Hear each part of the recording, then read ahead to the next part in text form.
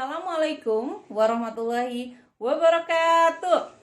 Apa kabarnya anak-anak kelas 12 SMA IT Al Mustafawiyah? Alhamdulillah ya, kita bisa ketemu lagi di hari Selasa tanggal 17 November tahun 2020, merupakan pertemuan kedua kita di minggu kedua dalam pembelajaran daring.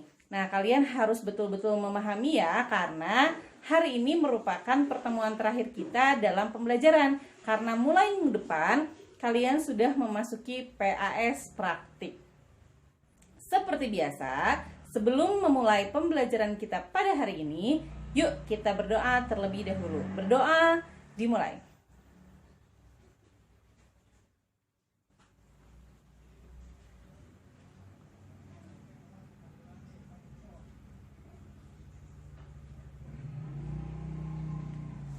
Berdoa selesai. Ada yang tahu kita mau belajar apa hari ini? Randy, masih ingat minggu kemarin kita sudah belajar mengenai apa? Betul, frekuensi harapan. Hari ini kita akan melanjutkan materi masih dalam bab peluang, tapi peluangnya gabungan dari dua kejadian. Nah, seperti apa ya? Yuk kita simak materi berikut. Kita masuk ke materi ya. Seperti yang tadi sudah disinggung di awal, hari ini kita akan mempelajari mengenai peluang gabungan dari dua kejadian.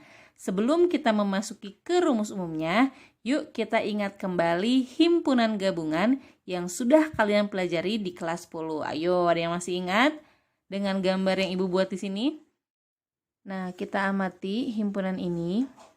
Di sini terdiri dari dua himpunan ya.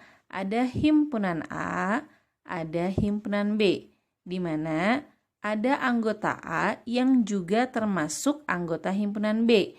Di sini daerahnya diarsir ya.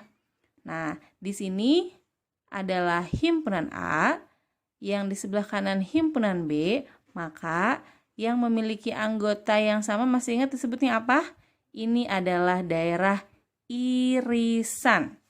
Lambangnya seperti apa? Nah, lambangnya seperti berikut. Nah, jadi banyaknya himpunan A gabung B itu sama dengan himpunan A tambah himpunan B dikurang banyaknya anggota irisan dari himpunan A dan himpunan B. Nah, ini adalah rumus himpunan. Lalu, apa hubungannya dengan peluang gabungan? Masih ingat peluang itu rumusnya apa? Peluang dari kejadian A sama dengan banyaknya anggota A dibagi banyaknya anggota S. Nah, untuk mendapatkan nilai peluang dari nilai gabungan dua himpunan, kita bagi kedua ruas dengan ruang sampel. Berarti kedua ruas kita bagi dengan NS. Nah, seperti ini. Nah, kita bagi dengan NS. Lalu hasilnya seperti apa? Nah, seperti yang kalian lihat. Jadi, banyaknya anggota A gabung B dibagi NS. Sama dengan banyaknya anggota A juga dibagi NS. Ditambah banyaknya anggota B juga dibagi NS. Dan dikurangi banyaknya A irisan B juga dibagi NS. Lalu, setelah kita bagi setiap elemen dengan NS, kita ubah ke dalam bentuk peluang. Berarti, kalau NA gabung B per NS itu berarti PA gabung B, atau ini adalah peluang dari gabungan himpunan A dengan B. Kita tuliskan ya. Nah, seperti ini. Menjadi peluang A gabung B sama dengan berarti NA per NS itu adalah peluang A. Ditambah MB per NS berarti itu peluang B. Dikurang NA irisan B dibagi NS itu adalah peluang A irisan B. Inilah rumus umum peluang gabungan dari dua kejadian. Sederhananya adalah ketika kamu mau menggabungkan peluang gabungan, dicari dulu peluang masing-masing dari himpunan tersebut, lalu dikurangi irisannya atau anggota yang sama. Seperti apa contoh soalnya? Yuk kita simak. Perhatikan contoh soalnya. Peluang seorang siswa lulus pada ujian matematika adalah 3/8. Peluang lulus pada ujian fisika adalah 1/4. Dan peluang lulus keduanya adalah 1/8. Peluang siswa tersebut lulus pada ujian matematika atau fisika adalah titik-titik. Bagaimana penyelesaiannya? Yuk kita simak penyelesaiannya. Pertama, kita tuliskan dulu yang diketahui dari soal. Di sini diketahui peluang seorang siswa lulus pada ujian matematika. Maka kita bisa menuliskannya PM. Peluang lulus matematika sama dengan 3/8. Kemudian kita lihat kalimat selanjutnya. Peluang lulus pada ujian fisika. Berarti kita bisa menuliskan PF. Peluang lulus fisika PF sama dengan 1/4. Dan peluang lulus keduanya. Nah, keduanya di sini berarti lulus fisika dan lulus matematika. Nah, dalam himpunan ini adalah irisannya. Sehingga lambangnya adalah peluang M irisan F sama dengan 1/8. Nah, di sini yang ditanyakannya adalah peluang siswa tersebut lulus pada ujian matematika atau, nah di sini ada clue-nya, atau fisika adalah, maka yang ditanyakannya adalah peluang M gabung F. Sama ya, seperti rumus umum ini, tinggal kita tuliskan kembali rumus umumnya. P M gabung F sama dengan PM ditambah PF dikurang P M irisan F. Setelah ini tinggal diganti dengan bilangan peluang yang sudah diketahui.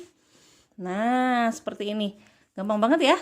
PM kita ganti dengan 3/8 ditambah 1/4 dikurang 1/8. Nah, setiap peluang itu nilainya pecahan. Masih ingat tidak? Ini sudah dipelajari mulai dari sekolah dasar. Ketika kita mau melakukan penjumlahan atau pengurangan pada bilangan pecahan, syaratnya adalah samakan penyebutnya dengan cara mencari KPK. KPK dari 8 dan 4 adalah 8. Nah, seperti ini ya. Lalu kita samakan pembilangnya. 8 dibagi 8, 1. 1 kali 3, 3. 8 dibagi 4, 2. 2 dikali 1, di sini berarti 2.